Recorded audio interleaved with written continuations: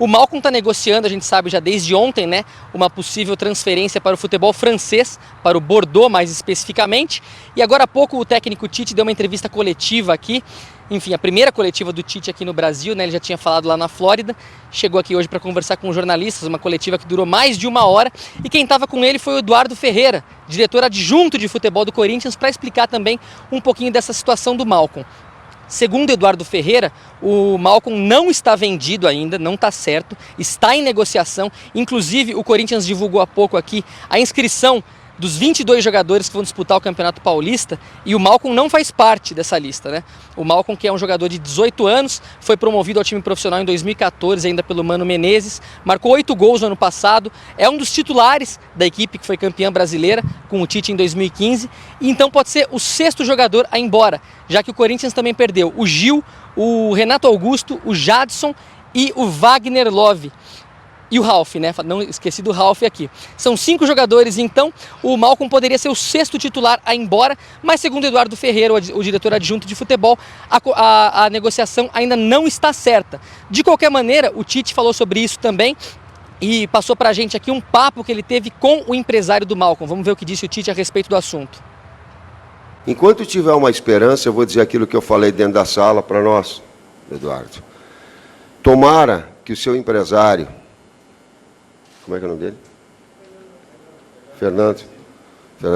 Que ele consiga enxergar atrás do muro um pouquinho e de enxergar que pode ser um investimento de um garoto que é um diamante de 18 anos e que faz uma primeira temporada e que depois vem para uma segunda temporada e faz 8 gols, é decisivo, de uma equipe jogando muito e ele crescendo enquanto atleta, maturando de uma forma muito importante e que tem todo um caminho pela frente para se valorizar, para traduzir isso em dinheiro que possa ser benefício para ele ou que possa ser benefício para o clube. Qualquer que seja a decisão, o técnico vai abraçar junto. Mas enquanto tiver chance de conscientizar, dizer assim, ó, não venda o Malcom. Tá aí então, Ale, só para arredondar essa questão do Malcom, ele não foi inscrito ainda no Campeonato Paulista. Agora, se por acaso a negociação com a França não der certo ou com qualquer outro clube e ele continuar no Corinthians, o Corinthians tem até o dia 26 de fevereiro para inscrevê-lo no Campeonato Paulista. O Tite, inclusive, claro que, enfim, vai ficar feliz com a possível transferência, mas também vai ficar ainda mais feliz se o Malcom continuar aqui. Por outro lado, também tem gente chegando, como você adiantou aí a hora que me chamava. O Corinthians já prometeu, né, até o início da Libertadores, trazer pelo menos mais um zagueiro, um meia e um centroavante. O meia e o centroavante, muito possivelmente, já tem até nome. Giovanni Augusto, do Atlético Mineiro, assim como o André. O André, enfim... aliás, os dois nomes, né? Já são 2 nomes que a gente vem falando há algumas semanas. E, enfim, o Corinthians, a princípio, ficou mais distante do André. Mas essa semana, depois de abrir negociações com o Giovanni Augusto, a possibilidade de o André vir também junto num pacotão aí do Galo ficou um pouquinho maior.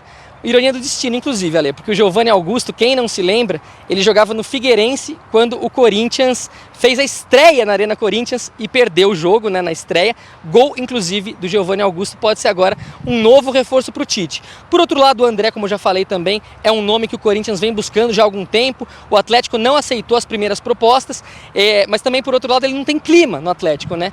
A última, enfim, grande polêmica na qual ele se envolveu foi o fato de postar uma foto nas redes sociais, quem não se lembra, apagando o escudo do Atlético. Isso irritou muito os torcedores, muito os dirigentes do Atlético Mineiro também. Então, o presidente do Atlético, inclusive, está sendo aconselhado a facilitar a saída do André. Então, a qualquer momento ele pode chegar no Corinthians, mas o Eduardo Ferreira foi quem explicou mais ou menos qual é a situação dos dois, entre outros reforços, agora há pouco na coletiva. Vamos ouvir. Giovanni Augusto é o nome, como já foi semana passada, foi a vez do Blanco. Cada semana tem um jogador.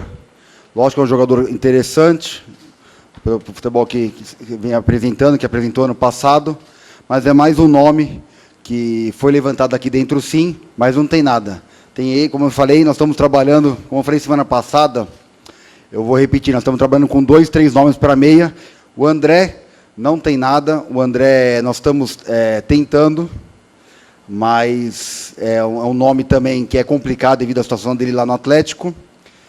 Mas nós voltamos assim a falar de André. Então eu quero esperar, de repente, o André como um meia também, alguma outra coisa, possa ser finalizado também até domingo ou segunda.